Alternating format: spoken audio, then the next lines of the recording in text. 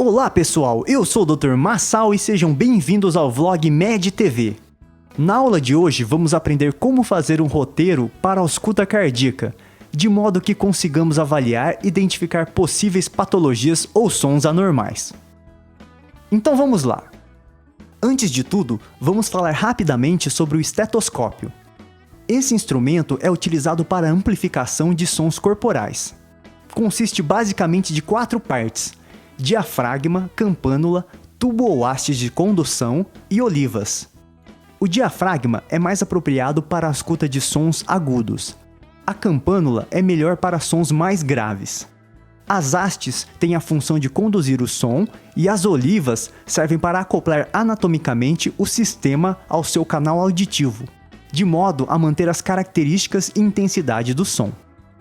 Para uma performance auscultatória ótima, alguns pontos são muito importantes. Primeiro, é necessário um ambiente silencioso, o que infelizmente não é a realidade nas emergências e pronto atendimentos. Além disso, o paciente precisa estar com a região de ausculta desnuda, ou seja, o estetoscópio deve ficar em contato diretamente com a pele. Outro ponto importante é que o paciente precisa ser colaborativo, pois muitas vezes precisamos posicioná-lo para melhor auscultar uma determinada patologia. E, em algumas vezes, vamos solicitar que o paciente realize manobras especiais com o objetivo de tornar mais nítido os fenômenos estetoacústicos. Agora vamos falar do posicionamento do paciente.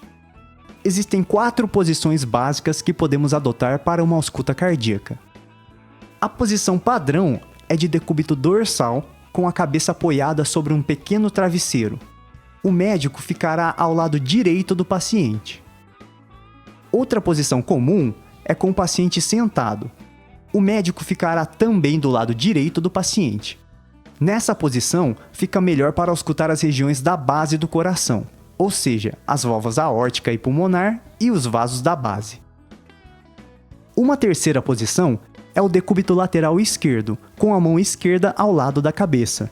Nessa posição, conseguimos auscultar melhor os fenômenos da válvula mitral e, em especial, o sopro de estenose mitral.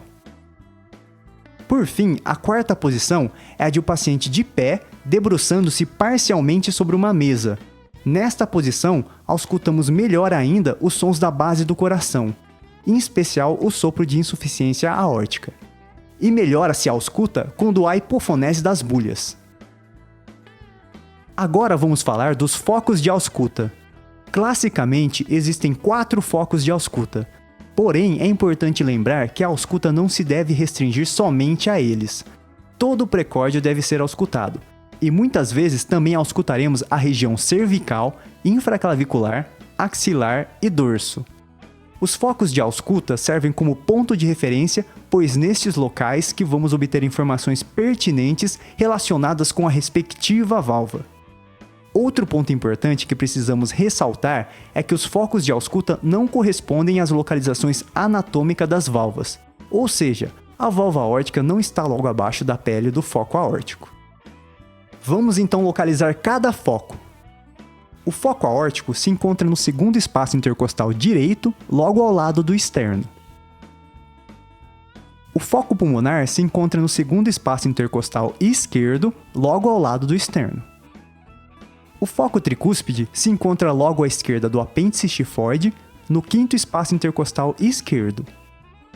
E o foco mitral se encontra no quinto espaço intercostal esquerdo, na linha hemiclavicular. Vale lembrar que outra área interessante para se auscultar fenômenos relacionados com a válvula aórtica é no foco aórtico acessório, que se situa entre o terceiro e quarto espaços intercostais esquerdos ao lado do externo.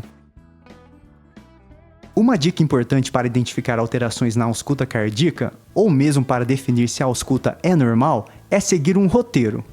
Geralmente, cada médico adapta um roteiro mental para a ausculta cardíaca. Aqui vou sugerir um roteiro baseado em 5 etapas. Número 1. Avaliação das bulhas cardíacas. Aqui você deve distinguir a primeira da segunda bulha e saber se elas estão normofonéticas ou se existe hiperfonese ou hipofonese. Além disso, você deve identificar se existe uma terceira ou quarta bulha. Número 2. avaliação do ritmo cardíaco e frequência cardíaca. Número 3, avaliação de cliques ou estalidos. Número 4, avaliação de sopros.